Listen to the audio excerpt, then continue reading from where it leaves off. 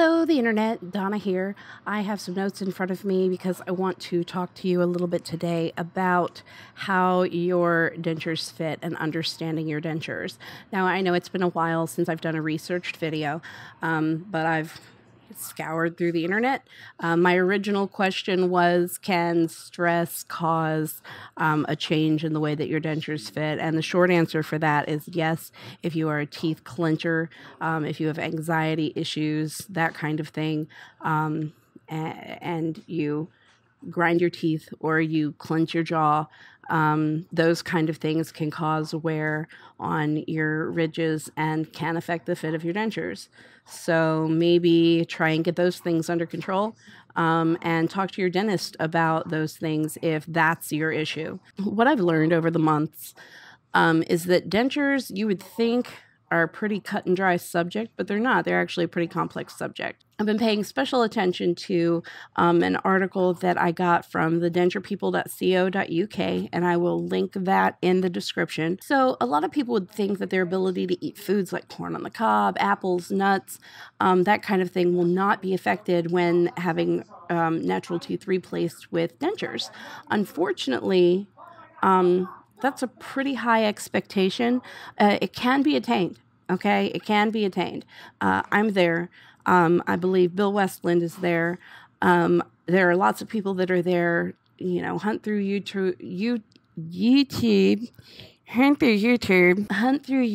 for denture journey videos and denture story videos, and you can see the progress where folks start off eating bananas and yogurt and soft oatmeal, soft foods, and work their way up to apples and almonds and corn on the cob and other things like that.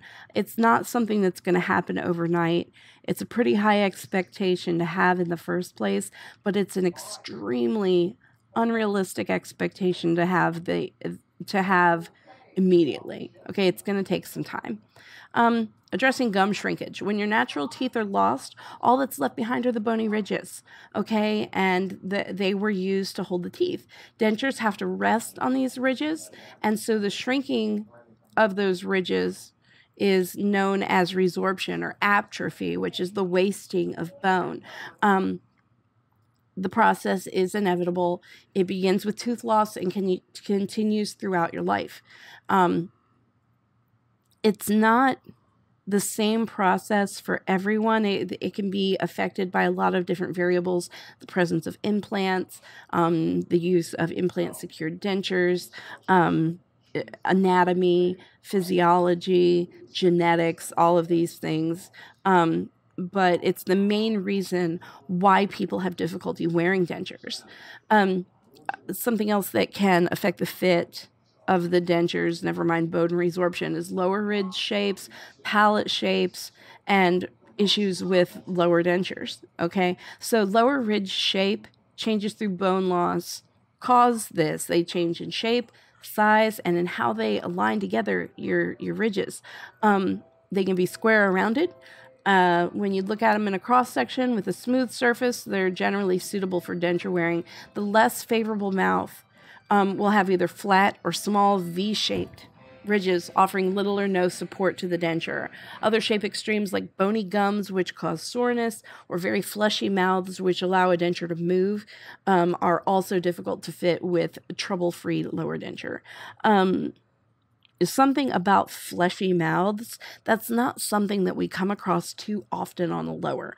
On an upper, it's not really uncommon because over time, those tissues, the soft tissues, will come down to fill in gaps and stuff and to maintain suction. So even though you might have good suction over the years without doing anything to your upper, you might notice that it's still moving around a little bit. That means that you have a fleshy ridge up there, and it's something to address with your dentist to see if it can be corrected. The shape of the palate also influences the fit and suction needed to wear an upper denture. Okay, so the more suitable shapes, again, are the flattened, the squared off or the rounded gum shapes, more so than the flat, small, or the V-shaped gums. Shape extremes like bony gums or very fleshy mouths are again also difficult to fit with a trouble-free upper denture. So there's that fleshy mouth thing again, and I got a little bit ahead of myself with talking about it with an upper, but so that's insert that here. Just it's right here. Just move it. It'll be fine. Most of the complaints about dentures that dentists get or denturists get have to do with the lower denture. I'm sure most of you are familiar with that. Some who are new to the channel. And if you are new to the channel, I hope you go ahead and subscribe. And if you're subscribed, I hope you go ahead and hit the notification bell, just so that you never miss a video, because I do put them out quite frequently. Sometimes I miss a day, so it'd be cool to get the notification so you know when to come back and have a peep, right? Like proper creeper. Be a proper creeper. Lower dentures have to operate in a very mobile environment. I mean, if you watch anybody speaking, okay? The mandible, this is the maxillary, this is the mandible. The mandible is the mobile portion of your mouth. Okay, so your lower denture, which I'm not wearing mine right now, I coughed it out in the car, put it in the cup holder, and forgot to bring it in the house with me. So I'm going to have to go out there and get it before I go to bed. Children, don't try this at home. Yeah, so most of the trouble with the lower denture. A lower ridge is much smaller than the upper is. For me, this little bit right here in the front is very, very teeny. Like the ridge in the back is nice and tall, and I've got a lot of material on my lower denture to cover back here, but up here in the front it's very shallow. It's like this tall, and it's like that. Okay? It's teeny right here in the front. It's a lot smaller than the upper is, and so the ridge itself is smaller than the upper is, and it is prone to excessive shrinking, up to 4 times as much as the upper. Okay, there's no large surface on which to create suction or balance like you have in the upper jaw from the palate. These factors often cause a lower denture to move about or trap food underneath as the ridge shrinks. And I'm actually having that trouble with my lower right now. I get food caught in the very back underneath of here, not so much anywhere else, but just in the very, very back. So that's a thing. A successful denture wearer will in time learn to control their face muscles. Muscle control is essential when wearing new dentures. Remember that if you push your lower denture around with your tongue or try to put your tongue underneath the appliance, you will find that it will lift easily and will not stay in place. You must not get into the habit of doing this if you can avoid it. I'm actually in the habit of doing this, but usually only when my mouth is closed, when my lips are closed, so that my mouth doesn't open up big enough. Excuse me, so that my mouth won't open up big enough for me to flip the denture 180 degrees, turn it upside down, because I do have a horseshoed upper denture. Sometimes I'll get the two mixed up if I'm not really paying attention, and so if that lower comes out, I'll try to put it in the top, or that upper comes out, I'll try to put it in the bottom. Go me. Yeah, but try not to get into the habit of lifting your lower denture too much. Let's talk about drugs, medical conditions, and dentures for a minute. Drugs can cause changes in the shape of the mouth, causing fitting problems. Steroids usually causing most of these problems. So if you have a respiratory condition like asthma, where you take or any kind of inflammatory disease where you take prednisone or other steroids, you could actually be causing extra wear or extra changes to the shape of your mouth from steroid use.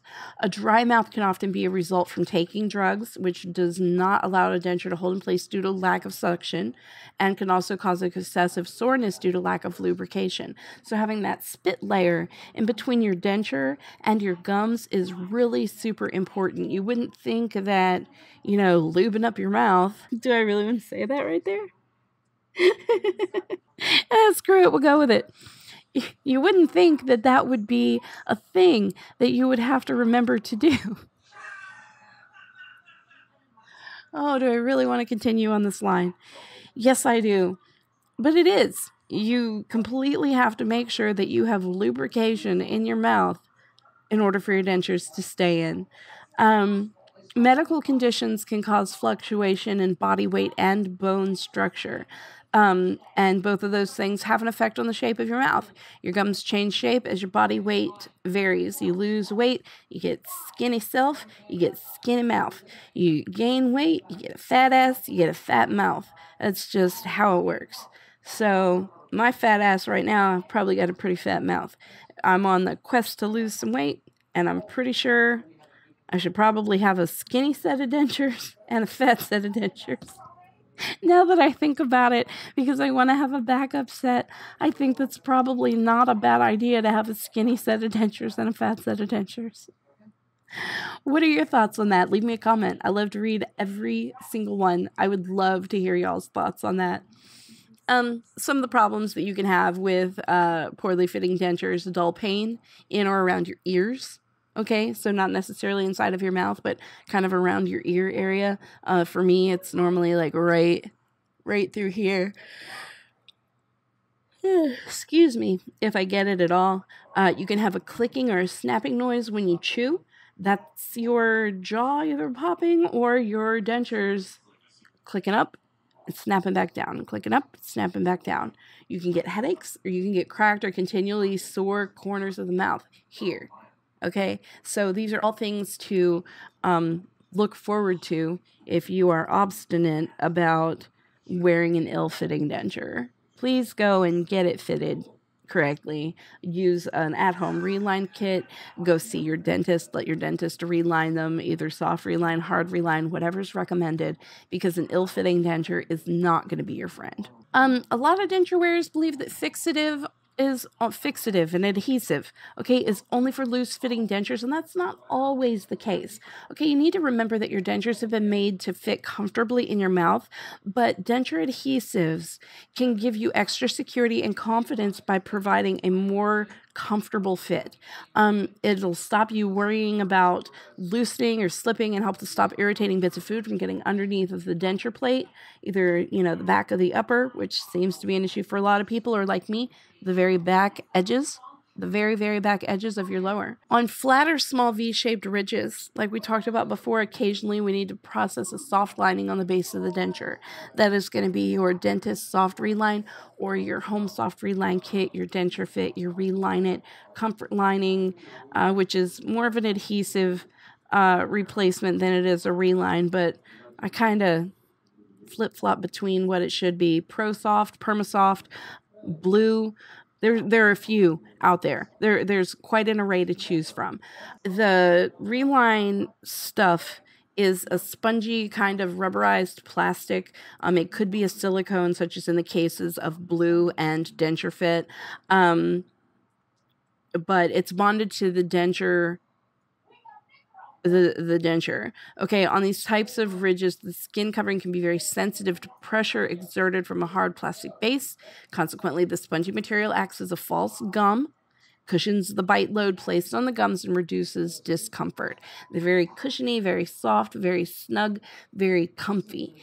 And as a soft reline, there's not much that's better than a fresh soft reline as far as your denture maintenance goes. There's not much better than that feeling. Yeah, I think that's pretty much all I wanted to go over. Basically, fit issues and what causes them. If you have questions, comments, if I've missed something, if you want to see something covered in another video, I'm happy to do homework and to find real answers to the questions with data to back up the answers.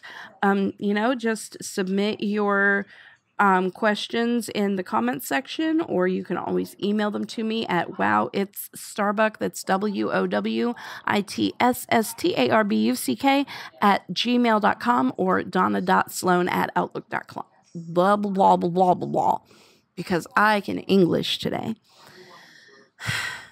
Or at donna.sloan @outlook.com. And I will... I'll go ahead and list those two email addresses in the description bar as well. So, I guess that is all that I have for you today. Until next time, when I'm back with a fresh new video for everybody, be good to each other, keep smiling, and keep being awesome.